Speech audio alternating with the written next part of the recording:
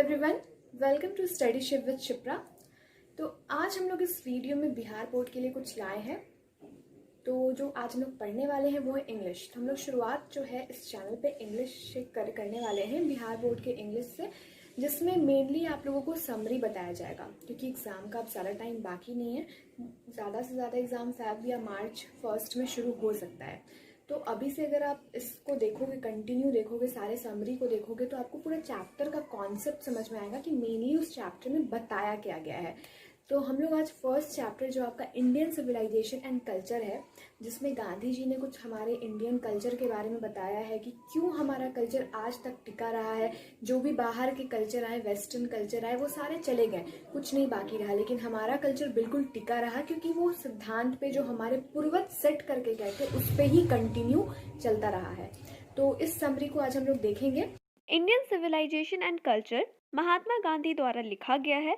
इस कहानी में महात्मा गांधी ने भारतीय संस्कृति और भारतीय सभ्यता का वर्णन किया है, यानी कि इंडियन सिविलाइजेशन और इंडियन कल्चर के बारे में इस कहानी में बताया गया है।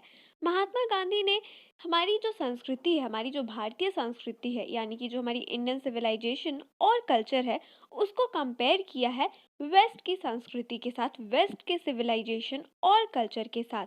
और महात्मा गांधी ये पाते हैं कि जो हमारी संस्कृति है, हमारी जो भारतीय संस्कृति है, उसकी बात ही कुछ अलग है और हमारी संस्कृति सबसे आगे और सबसे बेहतर है। भारतीय संस्कृति है वो सबसे पुरानी संस्कृति है विश्व की, और साथ ही साथ इसे विश्व में कोई भी पराजित या हरा नहीं सकता है, क्योंकि हमारे जो पूर्वज थे उन्होंने इसका बीज का रोपण किया था और उसकी जो जड़ें हैं वो बहुत ही ज़्यादा मजबूत है। इसीलिए हमारी भारतीय संस्कृति को पराजित करना विश्व में असंभव है। गांधी जी मानते हैं कि जो हमारी इंडियन सिविलाइजेशन है, जो हमारी भारतीय संस्कृति और सभ्यता है, उसे विश्व में कोई भी पराजित नहीं कर सकता है, क्योंकि जो हमारी सिविलाइजेशन है वो बहुत ही हायर वैल्यूज रखती है लाइफ में, और इसीलिए कोई भी उसे नहीं हरा सकता है। और दूसरी सिविलाइजेशन है, जो दूसरे देशों की सिविलाइजेशन है, कल्चर है, वो या तो मिट गई है या टाइम के साथ उन्होंने बहुत सारे चेंजेस को अपना लिया है। पर अगर हम इंडिया की बात करें तो इंडिया में ऐसा कुछ भी नहीं हुआ है, और हम अभी भी एक एंशिएंट इंडिया देख सकते हैं, और हम अपने कल्चर को, अपने सिविलाइजेशन को सुरक्षित और बचाकर अभी तक रखे हुए हैं। जो वेस्टर्न सिविलाइजेशन है उनमें अब उतना एथिकल और मोरल वैल्यूज नहीं देखा जा रहा है, जिसकी वजह से उनका जो कल्चर है, उनका ट्रेडिशन है, वो धीरे धीरे मिट रहा है और वहाँ के लोग अपने मॉरल वैल्यूज को भूल गए हैं।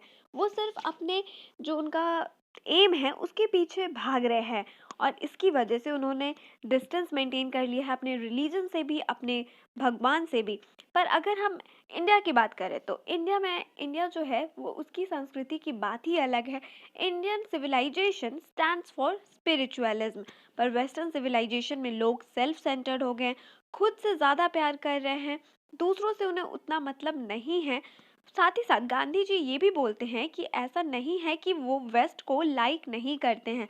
वेस्ट ने जो हमें दिया है, उन्होंने जो इन्वेंशन किया है, वो उसके लिए थैंकफुल भी है, उनका वो शुक्रिया अदा करते हैं। पर उनका ये भी मानना है, उनका एक्सपीरियंस ये कहता है कि जो हम इंडियंस हैं उन्हें वेस्टर्न कल्चर और सिविलाइजेशन नहीं अडॉप्ट करना चाहिए, क्योंकि ऐसा करने से जो हमारा रिलीजन है, हमारे जो गॉड है, हमें उनसे दूर कर देगा ये चीज़। और जैसे वेस्ट एक गॉडलेस सोसाइटी में टर्न हो चुका है, वैसे हम भी कुछ इस तरीके से हो जाएंगे, और फिर हम भी जो अपने मॉरल वैल्यूज़ है ये सब हम भूल जाएंगे। गांधी जी बताते हैं जो भारतीय संस्कृति है वो सबसे प्राचीन संस्कृतियों में से एक है, और जो हमारी भारतीय संस्कृति और सभ्यता है वो नैतिकता को उजागर करती है। तो ये थी इंडियन सिविलाइजेशन एंड कल्चर की समरी। आई होप आप सभी लोगों को समझ में आया होगा, और अगर आपको कोई भी डाउट है तो आप कमेंट सेक्शन में पूछ सकते हैं, या फिर डिस्क्रिप्शन बॉक्स में दिए गए नंबर पे मैसेज कर सकते हैं। और अगर आपको नोट्स चाहिए तो डिस्क्रिप्शन बॉक्स में मेरा व्हाट्सएप नंबर दिया हुआ है, आप उस पर मैसेज कर सकते हैं, वहाँ पे आपको PDF मिल जाएगी।